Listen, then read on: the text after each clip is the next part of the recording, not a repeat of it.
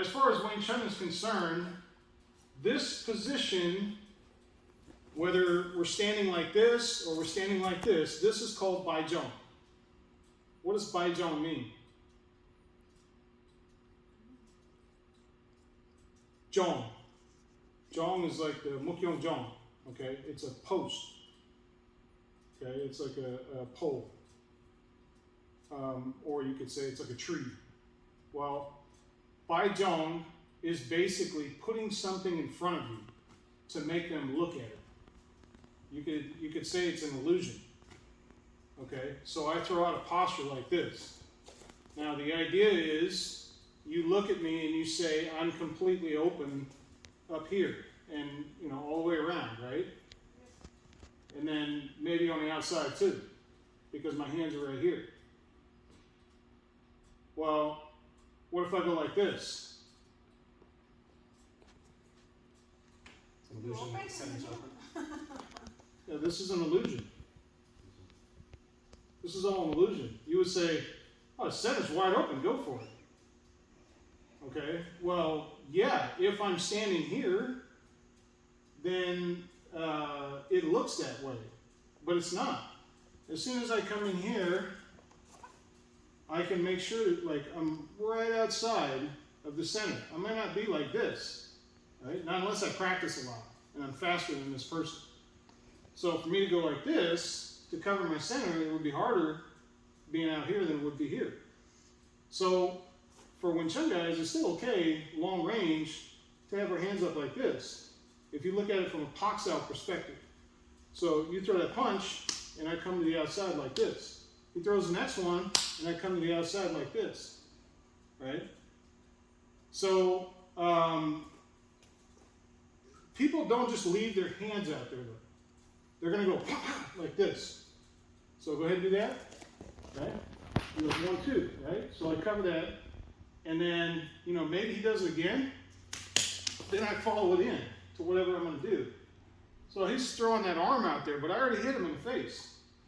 So he's going to be knocked back a little bit. And then once I hit, it's going to knock it back. I'm probably going to come in, hit here again, do whatever I'm going to do. I may throw a kick or whatever. But the idea is that this is a setup. This is still Bai Jong. This is also Bai Jong. Okay, the one thing I don't like is when people, let's say, okay, you get up, you get ready to spar, and you go ahead and throw your punches, and they cover the center. Okay, well, why are you punching over here? Because my hand's there? Go ahead and punch center. So he punches center, and I've got center covered. He's going to pull that arm back. You're not going to try to stay there. Okay, go again. Right? Go ahead. Yeah, see, you're leaving your hand out there. That's not how people punch. Okay, go ahead. All right, go ahead. Go. Right? He's covering, he's going to the center, and I'm covering center. This is how a lot of Wing Chun guys fight. They cover center like this against a straight punch because they don't have any better tools. This is not the way you do it. If you come from out to in, it's much better. If you're on center line, Jong Sao is better. But people say, oh, I throw Jong Sao and I can cover center. So let's show the other version. So slow motion, he comes in with a punch, and I Jong up like this.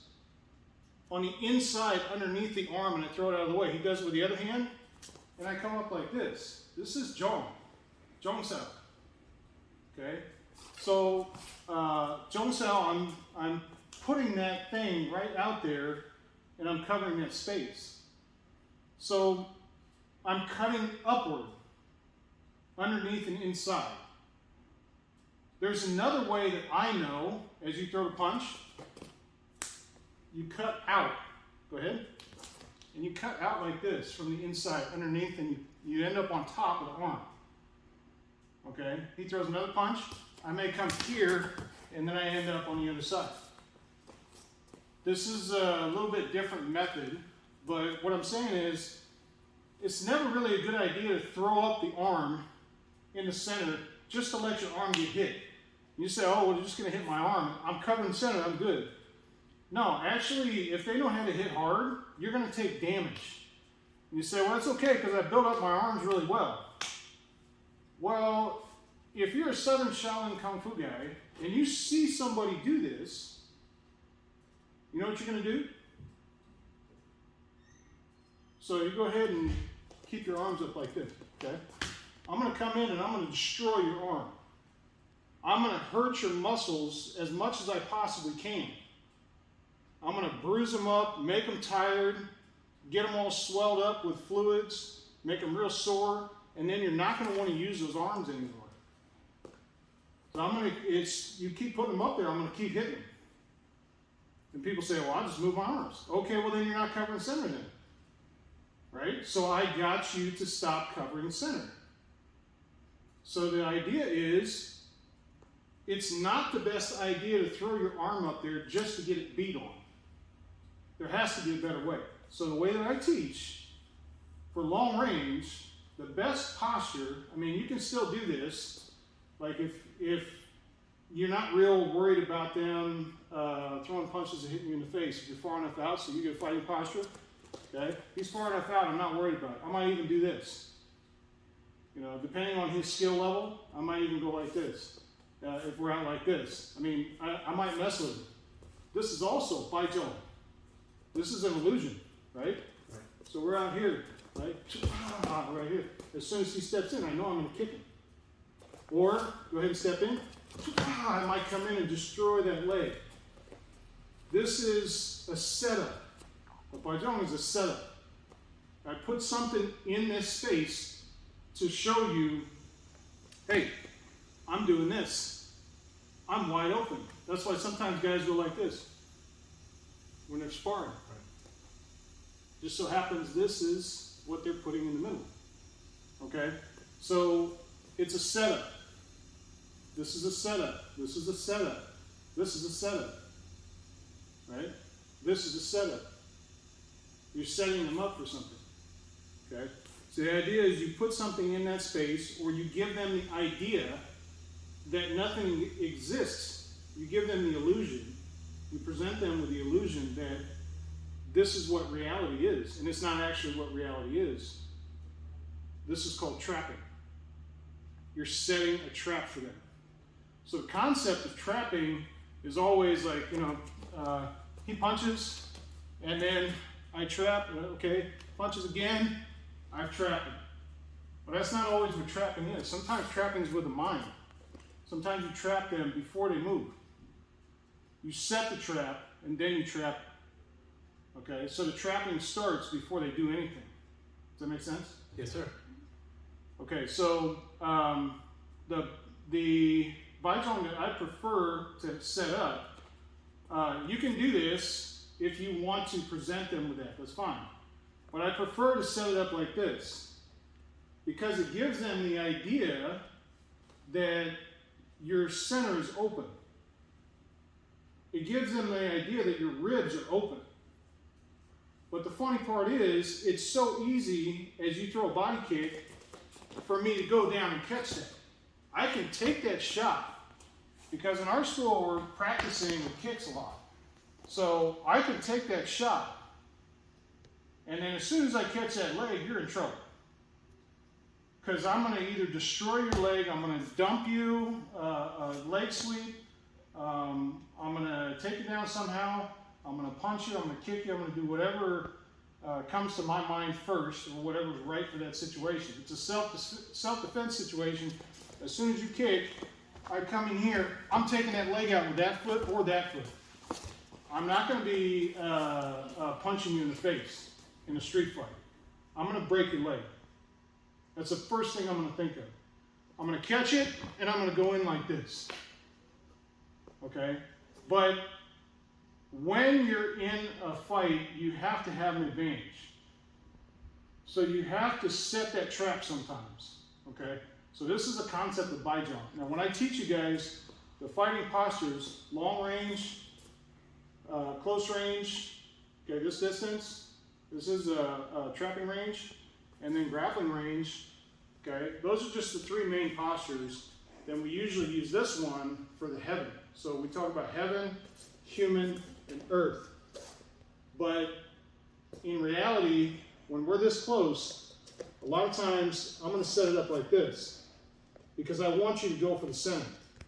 Now let's say you throw a hook. No, not body hook, head hook. Right? He throws a hook. It's really easy for me to cover the outside like this. Okay, so you throw the hook. It's real easy. This is one of our movements as well. You just cover it. So from here, I can just go like this. It's not a big deal. And then from here, I can go like this. It's not a big deal. So I've got the center covered and I've got the outside covered if I have my hands in the middle.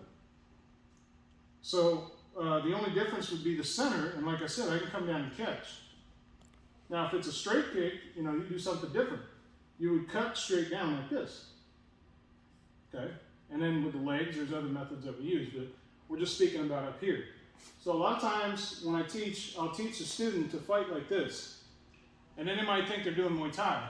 But it's like, well, yeah, but they're not tapping their front foot. They're not moving like this. Well, it's not necessarily Muay Thai, but they think it might be. So what are they going to think? They think you're going to throw leg kicks. So this is also a setup. You're making them think you're going to do one thing, but your goal is another thing. As soon as I can get to you, it's over. Right? So I set you up with the idea that I might be going after your legs. You don't know. So I'm coming in like this, right? And then pop, pop, and then I'm in. Right? Especially now, you look at the body language. He throws the first punch, we'll do the slow motion. He throws the first punch, he throws the second punch, and he's crossing over. Right? So unless he's going to throw that third one, then I have an advantage because now his body is crossed. So I can come in here now. And you notice I cover that back hand when I come in. So if I time it right, it doesn't matter which foot I have up front. I can have either foot. He comes in with 1-2, 1-2, and I cover that. And now I can hit him or do whatever combination of things I want to do. Right? Or I could get around to the back and then, do one of these takedowns or whatever. Make sense? Yes, sir. All right, good.